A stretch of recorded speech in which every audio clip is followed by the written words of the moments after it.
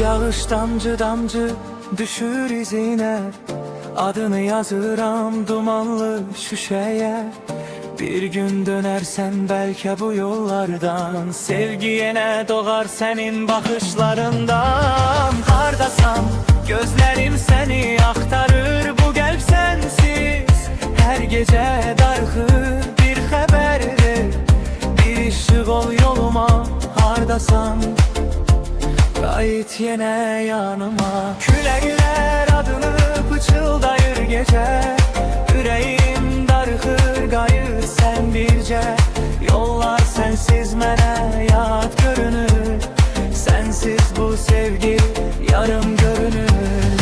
Külekler adını pıçıldayır gece, yüreğim dargır gayır sen birce. Yollar sensiz mene yat görünür, sensiz bu sevgi yarım görünür.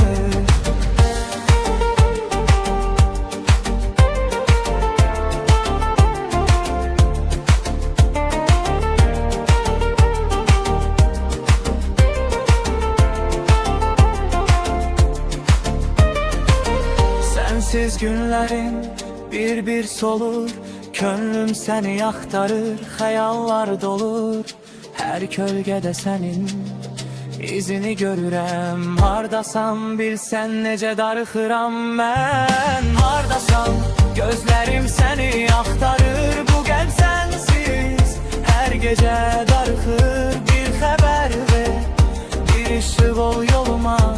Hardasan gayet yine yanıma. Küleller adını pıçıldayır gece, yüreğim dargır gayır sen birce.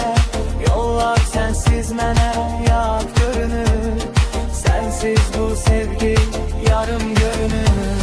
Külekler adını pıçıldayır gece, yüreğim dargır gayır sen birce. Yollar sensiz mene